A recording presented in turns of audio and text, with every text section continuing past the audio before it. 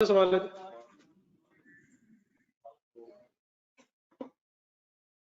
Quartz auto limited concentration से बड़े data is engaged in the business of manufacturing of trucks. Since a number of the prospective customers do not have adequate funds to purchase the vehicles against full payment, QAL provides lease financing facility to its customers.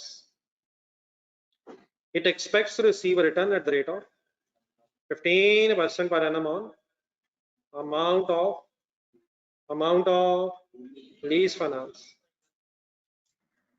On 1st July 10,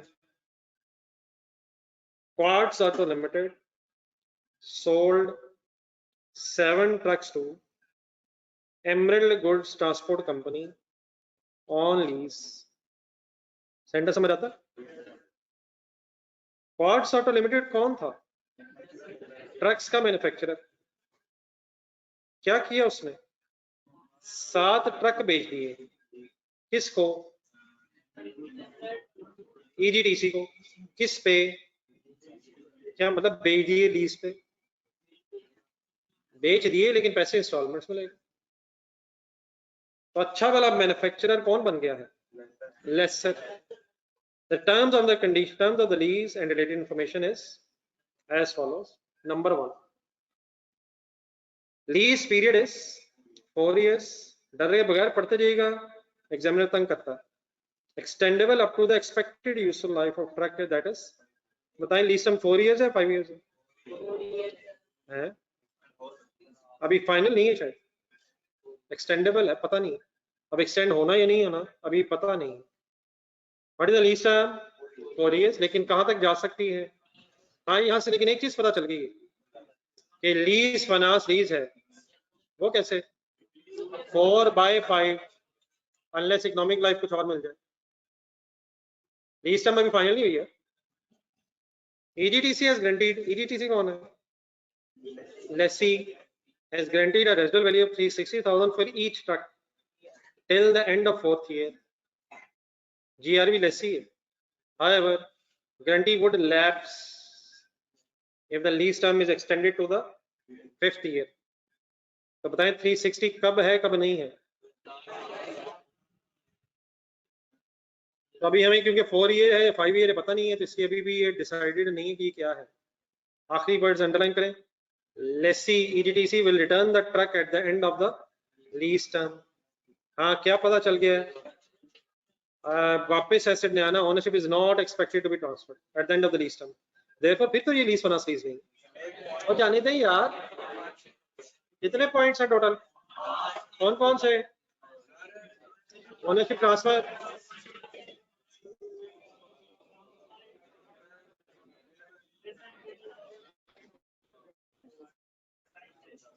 number 3, lease rentals amounting to ₹2715,224 per annum and are payable in arrears. Annual rentals है per annum 1st July 2010 का agreement है। पहले rental की date बताए 30 June 11।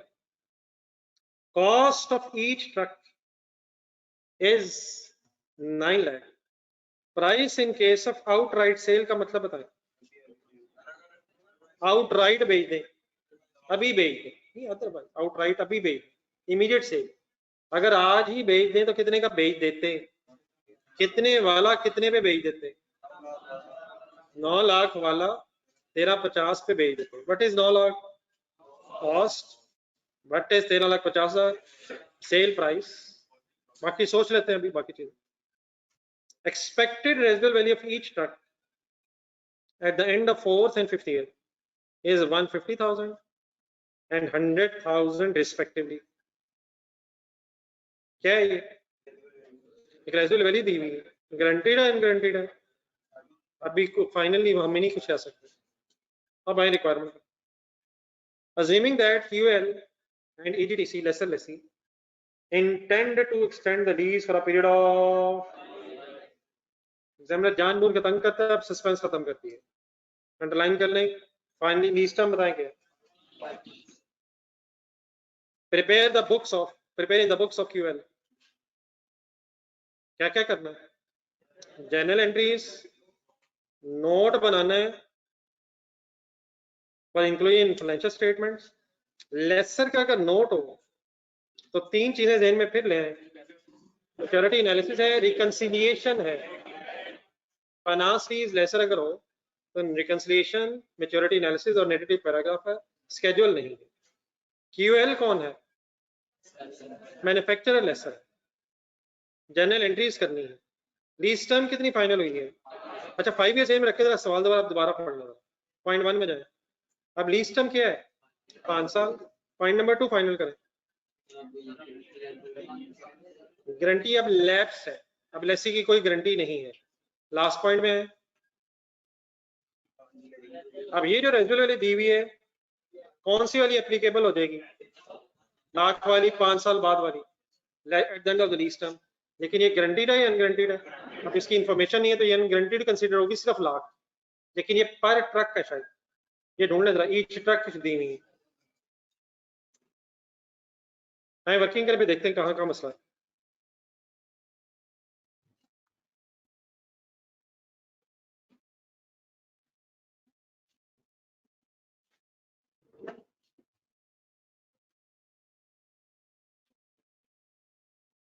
Ji mister Asif, what is the name of the business?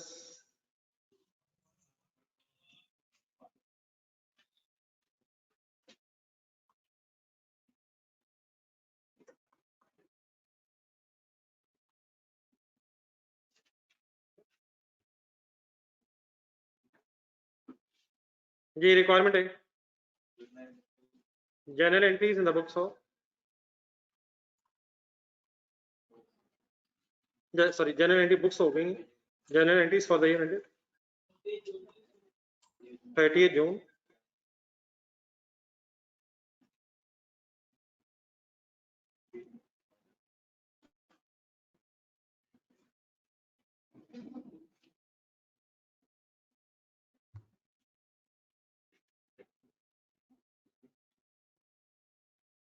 Ji manufacture lessor है, पहला decision. Lessor अगर है तो पहला decision.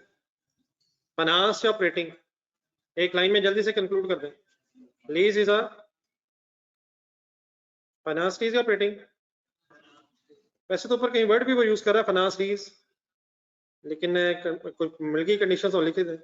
Lease of finance lease किस वजह से नहीं, अब तो मेरा ख्याल इक्वल हो गई है। As lease term is equal to, ये कम से कम कितनी होनी चाहिए? मेजर पार्ट कवर हो रहा हो तो मेजर पार्ट मींस कम से कम 75% या उससे ज्यादा। तो यहाँ तो इस केस में क्या बना हुआ, क्या चीज किसके बराबर हुई हुई है? Lease term is equal to economic life. यहाँ तो इकोनॉमिक दी ही नहीं हुई। अगर ना दी हो तो क्या ही क्या है, यूजफुल ही इकोनॉमिक लाइफ है। जी ठीक है mister Ahmad. Mister Ahmad Yusuf.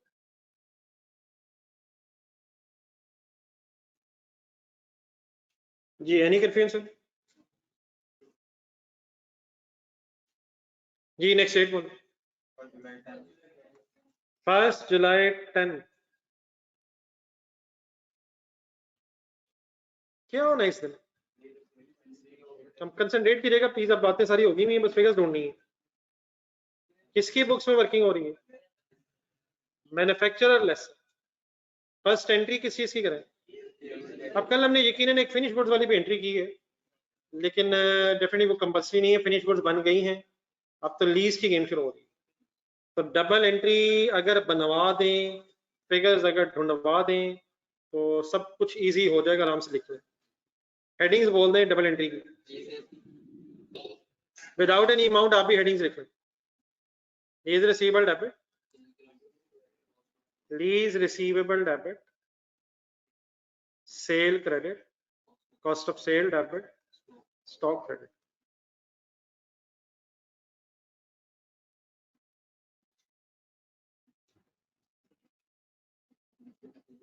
Please बेटा खुद से लिखें यार, सेल देख के लिख रहे हैं, फिर उसके बाद कॉस्ट ऑफ सेल के स्पेलिंग लिखें, ऑफ देखा है, फिर सेल लिखा है, फिर अगली लाइन देखी है, फिर एस स्टॉक का देखा है, के तक देख के लिखा है।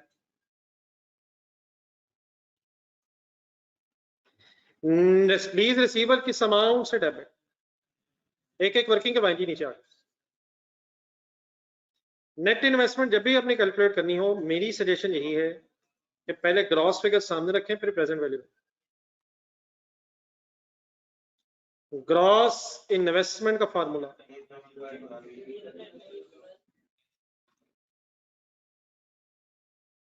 आसिफ इधर आ जाओ, इस वक्त ये नहीं हो सकता, इधर कहीं आ गया था, बल्कि आप आ जाओ प्लीज। ही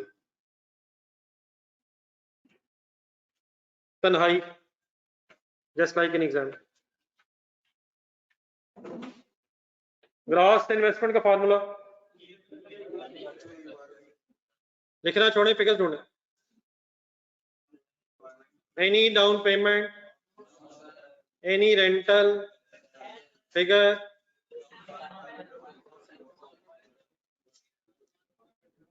2715,224 क्या है, per annum rental multiplied by 5 कहां से आ गया, usual life equal to lease term. Second paragraph के स्टार्ट में जाएं, 7 ट्रक है तो जरा 7 भी तो करेंगे। दोबारा आराम से तसल्ली से, कहीं मल्टीप्लाई हो ना जाए, देख लें। 5 ट्रक कहां से आ गए, 5 साल लीज टर्म के कहां से आ गए, वो तो 4 कह रहा है, नीचे आ गया, इंटेंशन यही 5 साल होंगे।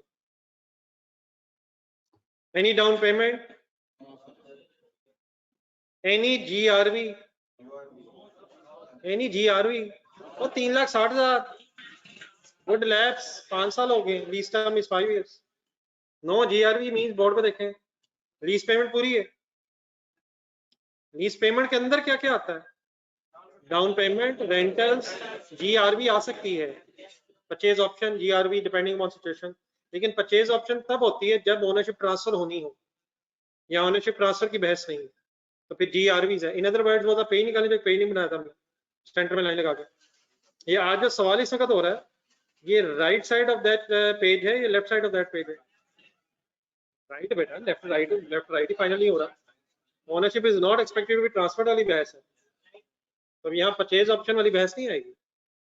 जीआरवी यूआरवी आ गए, लेकिन यूआरवी वुड लैप्स अगर एक्सटेंड हो जाए 5वें साल तक, भाई जीआरवी वुड लैप्स आगे हैं बोर्ड पे।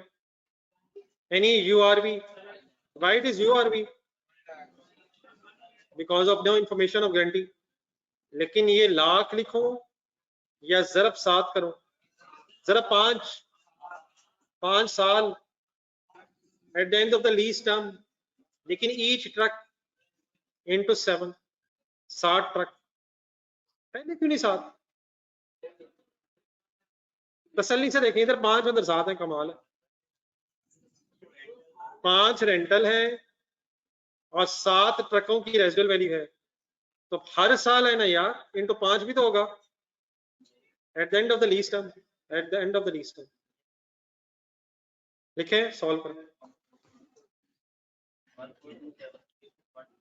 अलग आंसर्स बताइए। 1357, सॉरी 576,120। जी ऑनलाइन स्टूडेंट्स, आपको फिगर समझ आ गई? एंड प्लस हो जाएगा 7 लाख, टोटल हो जाएगा 276,120। Headed. Any confusion anywhere? जी ऑनलाइन स्टूडेंट्स,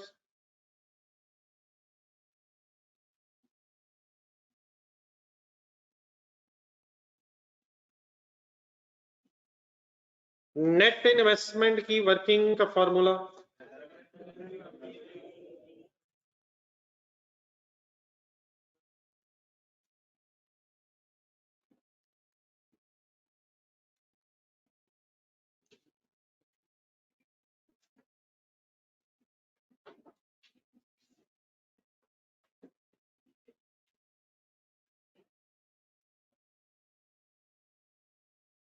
थोड़ा सा चेस को खोल लेना, थोड़ा थोड़ा खुला खुला कर ले चेस। ये present value of lease payments की वर्किंग करवा,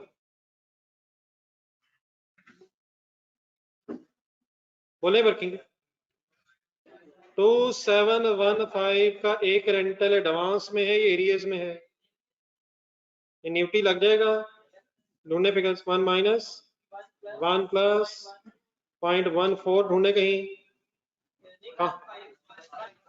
जाने दे यार खुदा की जाने दे, मैंने कितने कॉन्फिडेंस से बोला, सही बोला 15% रेट मिल गया, माइनस क्या 5 रेंटल्स डिवाइड बाय 0.15 प्लस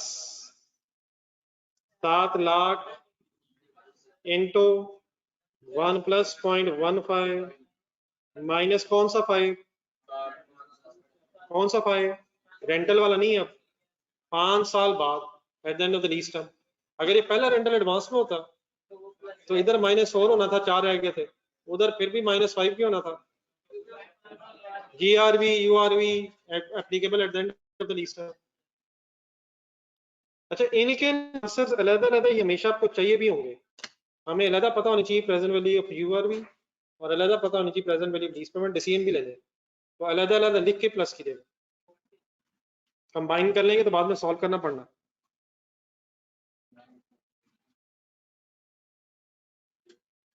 बेटा क्वेश्चन में लिखा हुआ है,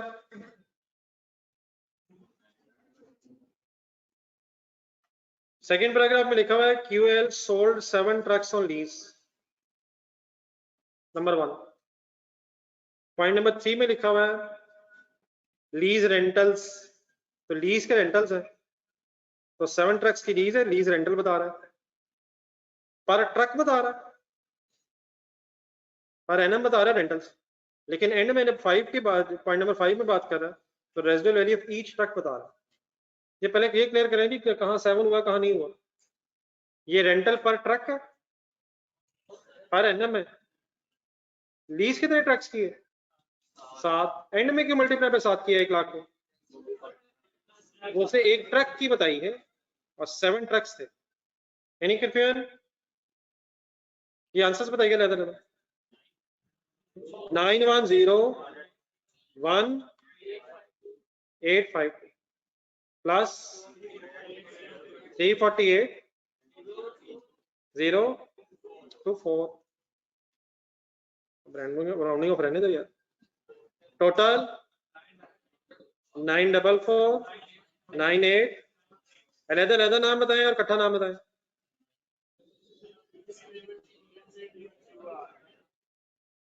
Present value of lease payments plus present value of URV is equal to net investment.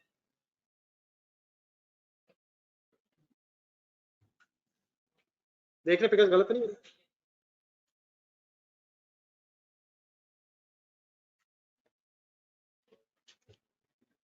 अब पेशेंस से काइंड ये वर्किंग अगर कर ली आपने तो यहां से जरा मुझे फिगर्स एंट्री में लिखवा दें।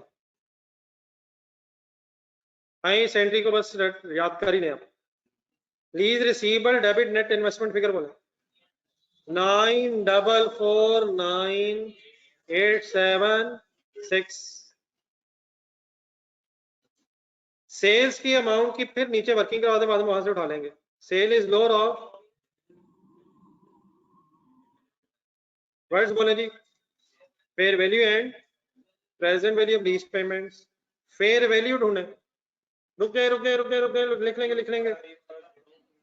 Cell price is fair value या cost is fair value? Why manufacturer lessor है।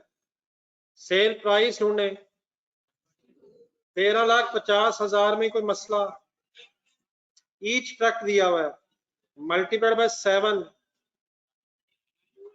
9450,000 क्या है 9450,000 finally fair value of the trucks 7 याद आ गया। ईच ट्रक ढूंढा करें चीजें। प्रेजेंटली लीज पेमेंट कहीं आई हुई है 9101,852, लोअर ऑफ क्या बना 9101 852, ठहर जाए मौलाना, ठहर जाए आपके लिए। लोअर ऑफ कहाँ चला गया? 9101852। भैया सॉल्व करनी है, लिख लेते हैं अभी, ठहर जाए। कॉस्ट ऑफ सेल किया, फॉर्मूला बोले क्या होता है? Cost minus present value of URB की वर्किंग शुरू करवा दें। कॉस्ट बताएं। 9 लाख पर ट्रक इंटू 7 करके 60 ट्रक्स की कॉस्ट आई। नीचे वर्किंग में चले जाएं, 63 लाख आ गए इंशाल्लाह। वर्किंग में चले जाएं, वर्किंग में चले जाएं। प्रेजेंट वैल्यू ऑफ यूआरबी बोल दें 348024। आंसर बता दें, कैलकुलेटर पकड़ें।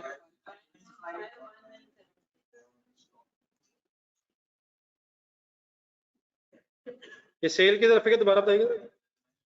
9101852, ये बताइएगा डिफरेंस। Cost of cell 5951976। ठीक है, ठीक है। लास्ट लिखवा दें, स्टॉक की कॉस्ट 63 लाख। कैसे? 9 लाख इंटू 7। एंट्री चेक करें, सही है? चेक करें बैलेंस है।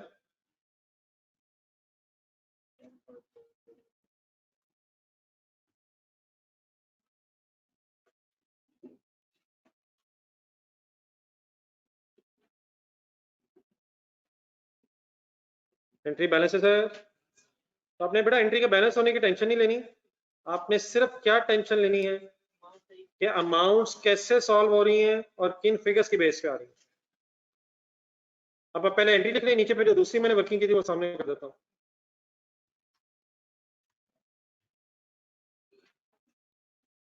और दोबारा प्लीज लिखते हुए एक दफा बोल दें क्या क्या उठाया गया होगा।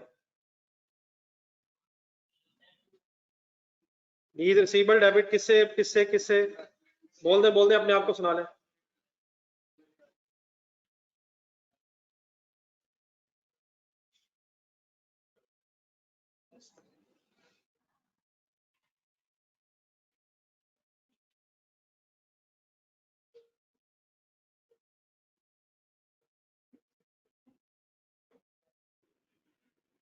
Any confusion the figures? ये ऑनलाइन स्टूडेंट्स जी समी ठीक है। ये एंट्री के अगर फिगर्स लिखनी बता दो, मैं नीचे लोअर ऑफ वाली फिगर दिखानी जी please. Online students any confusion?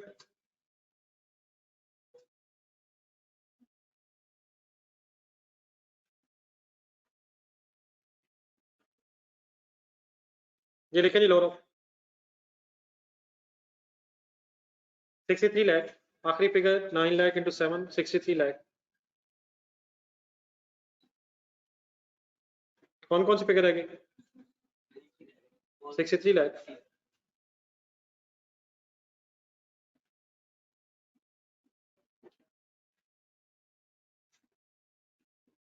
एक नजर रिवाइज कर लें जरा फिगर्स, कहाँ कहाँ से आई हैं, कैसे आई हैं, माइंड अप कर लें।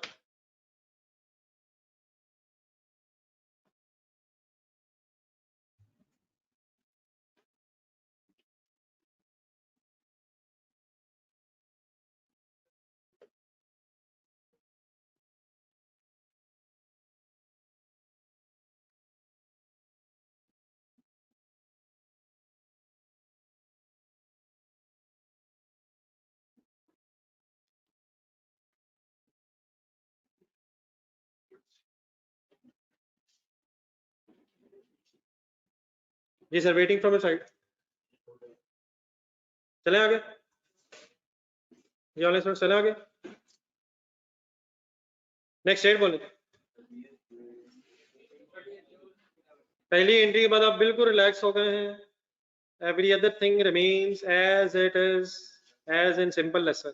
नेक्स्ट डेट रेंटल एरियाज में है 30th जून। 30th जून 11। रेंटल देना है लेना है?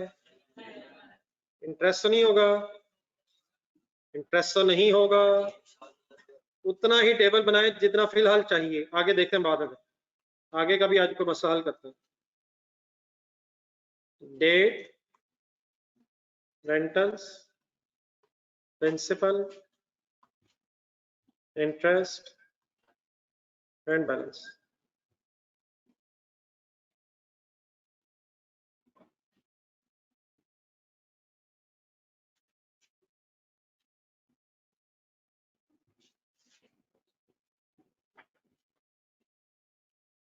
बनाए सर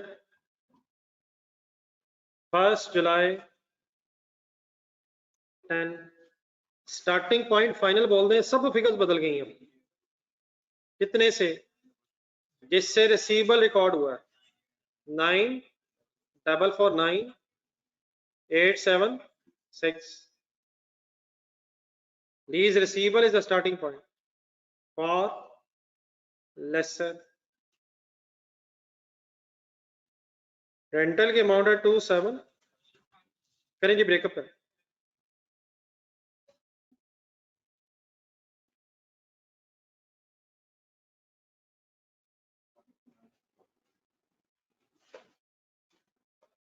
One to 9, 7 7 4 3 1 4 1 7 4 8 1. नहीं मैंने उलट तो नहीं लिख दी. नहीं प्रिंसिपल इंटरेस्ट सही. बैलेंस 8152133. ये फिलहाल एक काफी है, अगर जरूरत पड़ेगी तो एक्सटेंड कर लेंगे. एंट्री करें.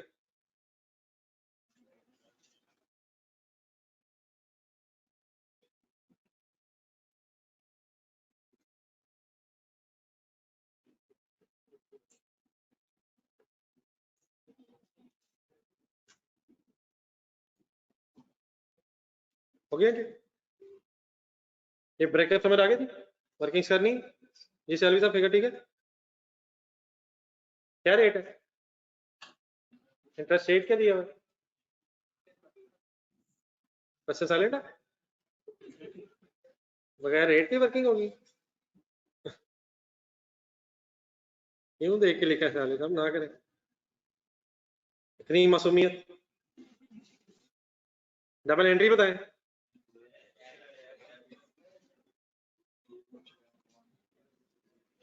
सैलरी साहब उतना ही तेज होना पड़ना जितने अदरवाइज तेज हैं पढ़ाई में भी उतना ही होना पड़ना.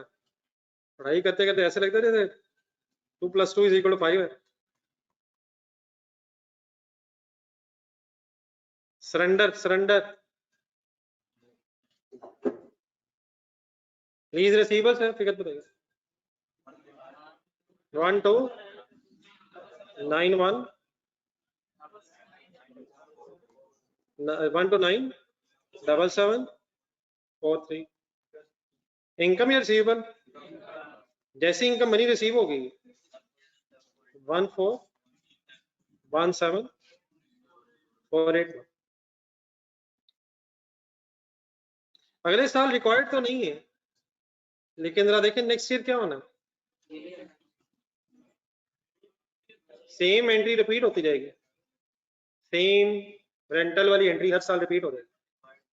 नहीं मैंने वैसे ही, सॉरी मैंने वैसे ही कहा. डेप्रिसिएशन तो चार्ज कर दें. बी रिक्वायरमेंट शुरू करें. Finance lease manufacturer lessor note as पर IFRS 16. बिजनेस नेम या चले लिखा हुआ है notes of financial statement. Notes of financial statements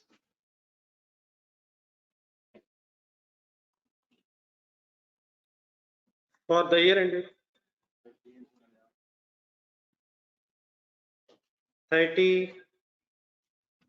30th June 11.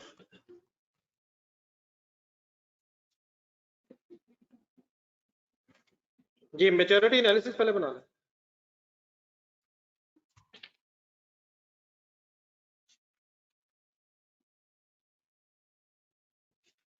Maturity analysis के पूरे वर्ड्स आप याद कर ही लें. Maturity analysis, contractual undiscounted lease payments.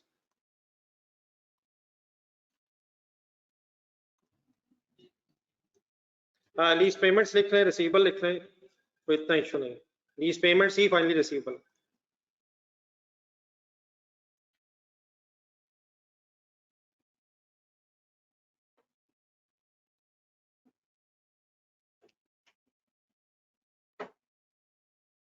Consideration full रखनी है, जरा वर्ड्स भी फाइनल कर ले ध्यान में। कहाँ खड़े हैं, किस सालों में जाना। 30 जून 2011 का एंड हो गया हुआ है, ऑनवर्ड्स जाना।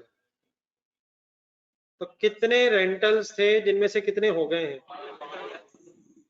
4 रेंटल रह गए, 4 रेंटल्स रह गए हैं। आगे लिखो, less than 1 year, less than 1 year, figures आनी रेंटल आने। हर साल एक रेंटल है। अच्छा अगर एक क्वार्टरली रेंटल हो फॉर एग्जांपल, नहीं फिर भी हर, फिर 4 जरब हो जाएंगे, सेमी एनुअल 2 जरब हो जाएंगे, 12 रेंटल हो 12 से जरब हो जाएगी। सालाना ही डिस्क्लोजर सालाना बनना, याद आना चाहिए। 1 to 2 ईयर्स में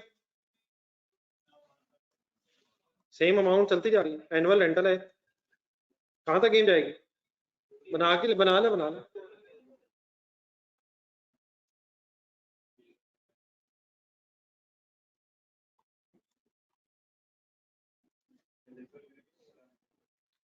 ले 3 to 4 ईयर्स में। एक मिनट रुकें जी, क्वेश्चन आया मेरे सामने।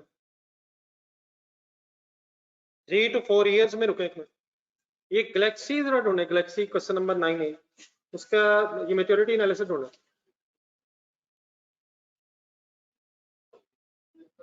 आप सब क्या ऐड किया था? गेम ऑन है जी सर। ये लास्ट रेंटल में एक 5 मिलियन जमा हुआ है। क्या जमा हुआ है? No no no purchase option please, no no no. GRB. अगर क्वेश्चन ढूंढे, क्वेश्चन ढूंढे 9A। 5 million at the end of the lease term guaranteed residual value है सर, ऐसे वापस आए तो 2715,224 के 5 रेंटल तो हैं, सॉरी 5 चले 5 है लेकिन एक पे रिसीव हो गए, 4 रिमेनिंग रह जाएंगे। लेकिन आखिरी साल में एक यूआरवी की अमाउंट भी है, ढूंढने जरा अपने डेटा में। 7 lakh 7 lakh 7 lakh 1 lakh 1 lakh each truck, 7 truck, 7 lakh के एक यूआरवी की अमाउंट भी है वहां कितनी है, यहाँ कितनी है? वहां 5 मिलियन थी, यहाँ 7 लाख है, लेकिन वहां जीआरवी थी, यहाँ यूआरवी है। ऊपर हेडिंग देखें, ये मैच्योरिटी एनालिसिस लीज पेमेंट्स का बन रहा है। लीज पेमेंट्स में क्या तो होता है, क्या नहीं होता है? जीआरवी तो होती है गैलेक्सी में, लेकिन यहाँ यूआरवी नहीं आएगी। यूआरवी अगर आए तो फिर ग्रॉस इन्वेस्टमेंट बन जाती है। तो फिलहाल ये लीज पेमेंट वर्ड लिखा हुआ, तो इस तरह करें 2715,224 लिख लें, लेकिन ब्रैकेट में भी 2715,224 लिख के प्लस 0 करें, और 0 को जरा एक्सप्लेन करना है।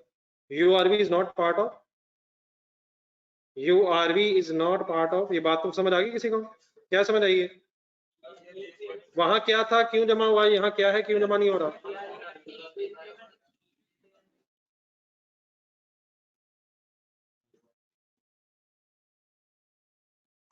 वहां क्यों प्लस है, यहाँ क्यों प्लस नहीं है?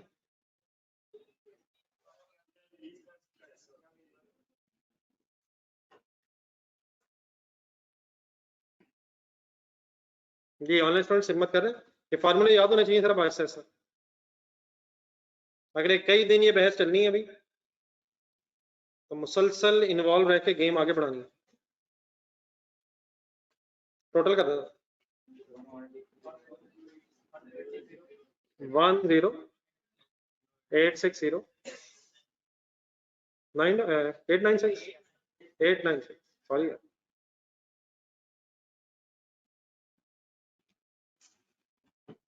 जी ऑनलाइन स्टूडेंट्स ओके।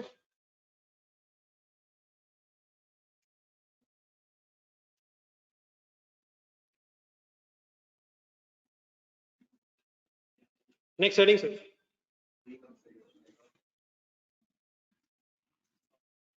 रिकंसिलिएशन आखिरी दफा मुझे बनवा दें, बाद में आपने बनानी है।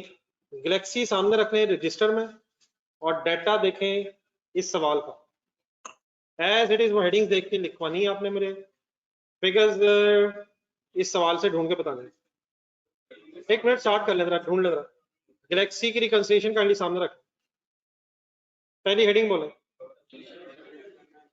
अच्छा यहाँ ना स्टार्टिंग पॉइंट वही है, टोटल लीज पेमेंट्स, और ये वही फिगर आएगी तो ऊपर आ गई हुई है, टोटल लीज पेमेंट्स 1080896। अगर बनाना भी हो तो 2715 into 4 ऑनवर्ड्स होना है सब कुछ। रेंटल तो 5 नहीं है, 5 ही है, लेकिन जिस ईयर पे खड़े हैं उससे ऑनवर्ड्स 4 है। अगले वर्ड्स बोले, एड अनगारंटीड रेजिडुअल वैल्यू,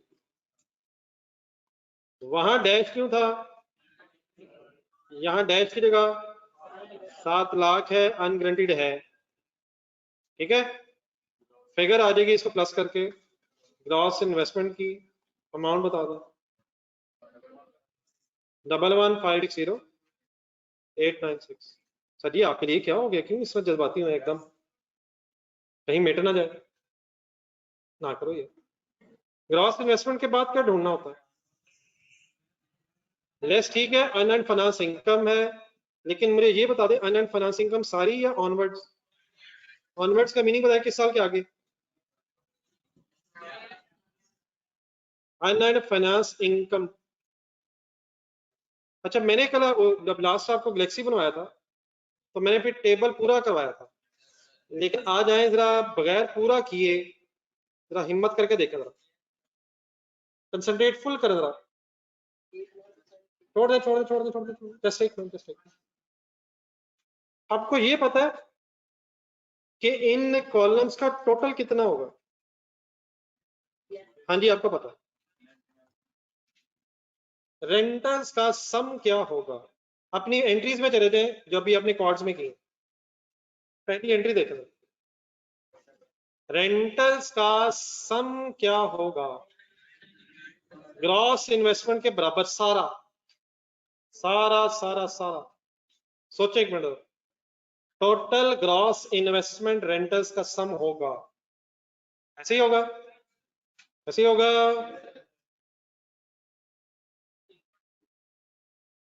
तो URV is also part of table यार। ये जितनी ग्रॉस इन्वेस्टमेंट है क्या उसने टोटल में रेंटल में आना, ये कैसे फिगर जाएंगे, 2715 कितनी दफा आएगा, 5वीं दफा, लेकिन जब 5वीं दफा आएगा एरियर्स में क्योंकि रेंटल है तो 7 लाख जमा होगा। क्या यूआरवी मिलनी नहीं है, मिलनी नहीं है, इंशाल्लाह मिलेगी लेकिन गारंटी नहीं है। हाँ यूआरवी कहाँ नहीं आती, कहाँ आती है, लीज पेमेंट में नहीं आती लेकिन ग्रॉस इन्वेस्टमेंट में तो आती है। तो आखिरी जो फिगर लिख रहे होंगे आप उसमें 2715 में 7 लाख जमा करके लिखा होगा आपने, और देयरफॉर टोटल क्या बना होगा, बोल दें यार बोल दें, 1427120 है, दें आराम से कंप्लीट कीजिएगा। अब आपको जो प्रिंसिपल वाला कॉलम है इसका सम पता है कि टोटल कितना होगा। देखिए इस ग्रॉस इन्वेस्टमेंट में क्या क्या शामिल है, इसमें क्या क्या शामिल है, इसमें क्या क्या शामिल है, इसमें प्रिंसिपल भी है, इंटरेस्ट भी है, इसमें नेट इन्वेस्टमेंट भी है और अनअर्न्ड फाइनेंस इनकम भी है। सोचो जरा ग्रॉस इन्वेस्टमेंट का फॉर्मूला क्या है, लीज पेमेंट्स भी है, यूआरवी भी है, लेकिन मैं अदरवाइज अगर सोचूं तो ग्रॉस इन्वेस्टमेंट में इंटरेस्ट शामिल है, इंटरेस्ट शामिल है सर। नेट इन्वेस्टमेंट में से क्या निकल जाता है, तो अगर नेट इन्वेस्टमेंट और यूआरवी को इकट्ठा कर, सॉरी नेट इन्वेस्टमेंट और इंटरेस्ट को इकट्ठा कर लें तो ग्रॉस इन्वेस्टमेंट बन जाएगी। आप भी फॉर्मूला बोल रहे हैं, मैं भी बोलता हूँ, अगर ग्रॉस में से क्या निकाल दें तो क्या बन जाएगा, तो अगर ग्रॉस में से नेट इन्वेस्टमेंट माइनस करेंगे तो नेट फाइनेंस इनकम बन जाएगी। ग्रॉस में क्या क्या इकट्ठा हुआ, प्रिंसिपल इंटरेस्ट, अनअर्न्ड है वो टोटल इंटरेस्ट, और प्रिंसिपल किसके बराबर होगा, नेट इन्वेस्टमेंट। देख ले इसका ब्रेकअप क्या बना हुआ, इसका कोई ब्रेकअप है आपके पास? 14276, इससे अगली फिगर देखे हमने, नेट इन्वेस्टमेंट आई हुई है। नेट इन्वेस्टमेंट और ग्रॉस इन्वेस्टमेंट में क्यों फर्क है?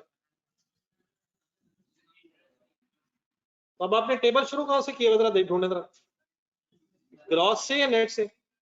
नेट से शुरू किया। क्या इसी ने फाइनली प्रिंसिपल के कॉलम में डिवाइड होना? ढूंढने सोचा जरा, तो कितना टोटल डिवाइड होगा? 94949876 और कैलकुलेटर एक मिनट पकड़े जरा, तसल्ली करें पहले, इन दोनों में किसका डिफरेंस होगा? फाइनेंस फाइनेंस इनकम कितनी? 4826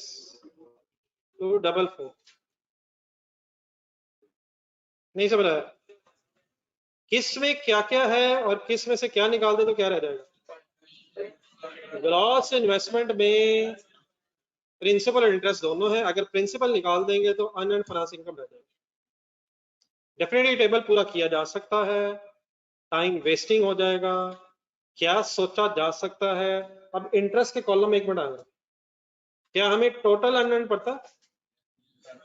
उसमें से अगर एंड माइनस कर दूं पहले वाला में, तो कौन से सालों का इंटरेस्ट रह जाएगा?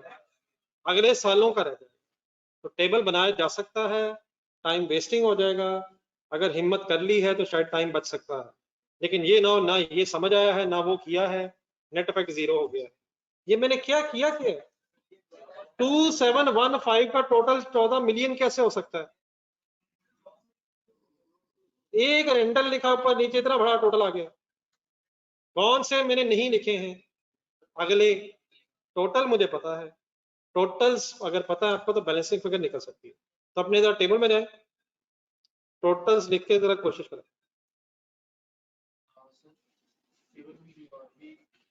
टेबल में जीआरवी भी और यूआरवी भी, रेंटल में ग्रॉस इन्वेस्टमेंट आनी है।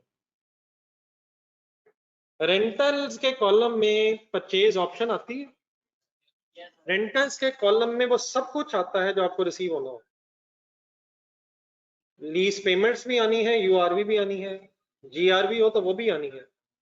रेंटल्स के कॉलम में वो सब कुछ आना है जो आपको रिसीव होना है, शुरू से लेकर एंड तक। ठीक, कोई और confusion? Any confusion the working? ये कहां से ये फिगर्स, ये टोटल कहां से कहां से कहां से कहां कहां है ग्रॉस इन्वेस्टमेंट? कौन सी वर्किंग में या एंट्री की थी? प्रिंसिपल कहां से आया? वो तो नेट इन्वेस्टमेंट है, वो प्रिंसिपल कैसे? वो प्रिंसिपल कैसे है? वो तो नेट इन्वेस्टमेंट है। इसमें से क्या निकल गया तो प्रिंसिपल अमाउंट रह गई, ग्रॉस में से इंटरेस्ट निकल गया तो प्रिंसिपल रह गई। और इंटरेस्ट की फिगर कैसे ही? किसका डिफरेंस? ग्रॉस और नेट का। लेकिन ये टोटल सभी आए हैं शुरू से लेकर एंड तक, और हमने फाइंड आउट करने अगले साल के, तो हम बैलेंसिंग फिगर्स निकालेंगे। ऑनलाइन स्टूडेंट्स आपकी फिगर्स आ गई?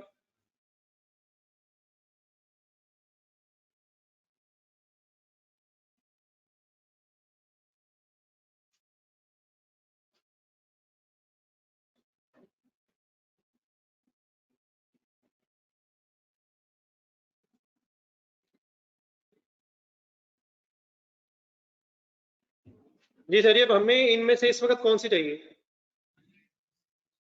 सॉल्व करेंगे कैसे करो?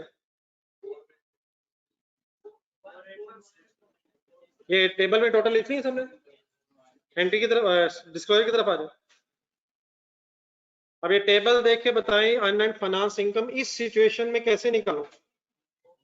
4862 माइनस 1417481, किस में से क्या निकाला है?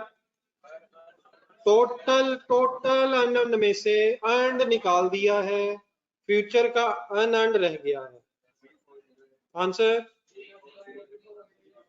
3408 मेरे एक लास्ट स्टेप करवा देना, लेस करके किस में से अब क्या आ जाएगा? अब ये ग्रॉस इन्वेस्टमेंट और है, टेबल में ग्रॉस इन्वेस्टमेंट और है, ये नेट इन्वेस्टमेंट और है, वो और है, ये क्या है वो क्या है, ये ऑनवर्ड ईयर्स की ग्रॉस और नेट इन्वेस्टमेंट्स हैं, वो टोटल लीज की ग्रॉस और नेट इन्वेस्टमेंट्स। ठीक है सर, तो नेट इन्वेस्टमेंट की फाइनल फिगर आ गई फ्यूचर की 81, दोबारा अपने टेबल में जाए 815213 आपको अपने टेबल में कहीं नजर आता है? कहीं नजर आता है? कहाँ नजर आ रहा है? ईयर एंड का बैलेंस नजर आ रहा है। आखिरी स्टेप को रिवाइज कर दें गैलेक्सी देख के, करंट और नॉन करंट पोर्शन के लिए क्या और वर्किंग करनी पड़ ही जानी है।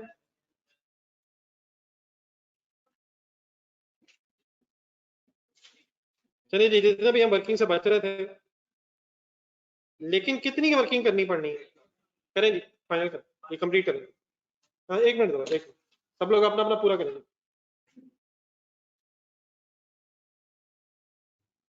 अब टेबल में तो जगह ही नहीं, एक बन जानी इंशाल्लाह। थोड़े से डॉट लगाए थे कि नहीं, थोड़ी सी जगह बनाए जरा।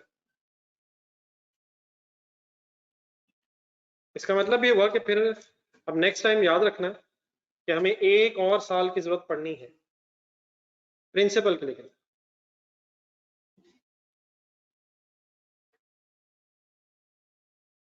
ये ऑनलाइन स्टूडेंट्स फिगर साइज समझ आ गई?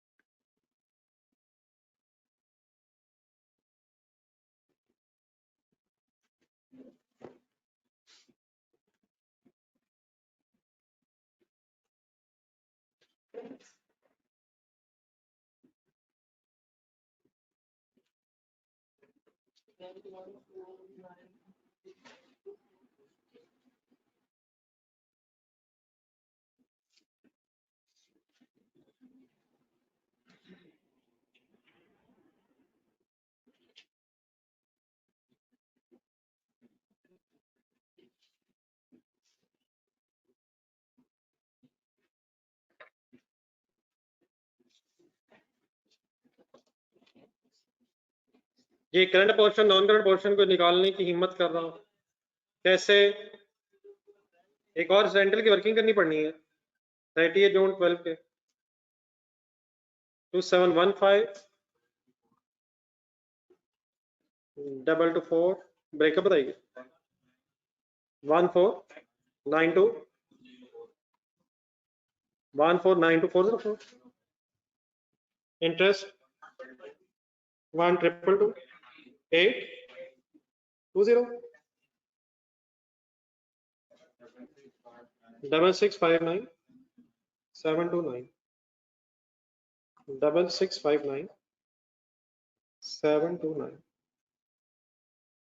ये करंट नॉन करंट का तो सबको पता है।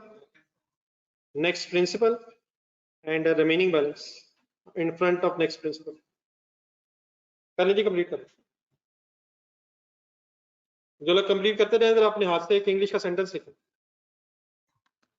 इंग्लिश का एक सेंटेंस नहीं, सॉरी, दो चार सेंटेंसेस बनाए सोच के। जरा रेट बता दें,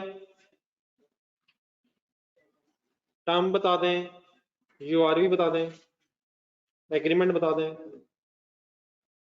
ढूंढने गैलेक्सी में ढूंढने उसी तरह की स्टोरी बना दें।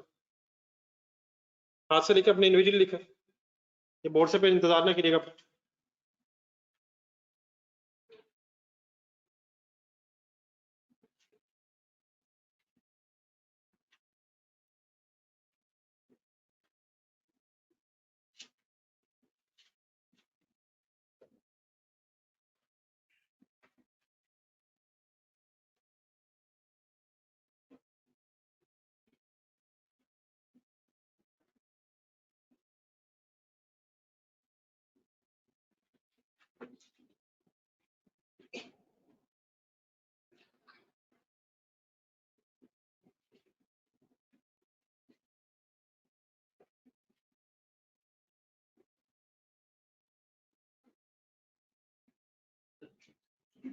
नहीं, ये टेबल बन गया सबका।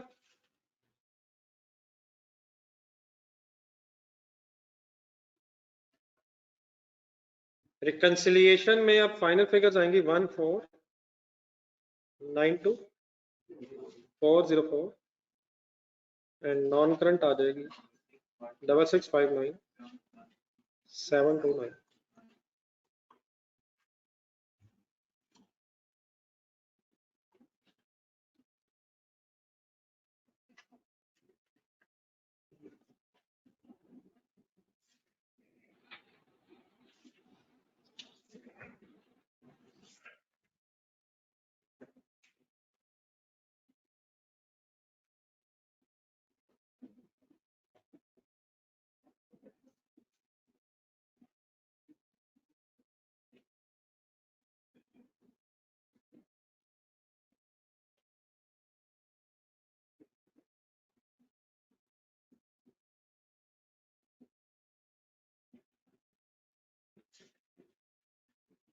ये रिकंसिलिएशन आप लोगों ने शायद पहले नहीं बनाई थी, कंप्लीट करना।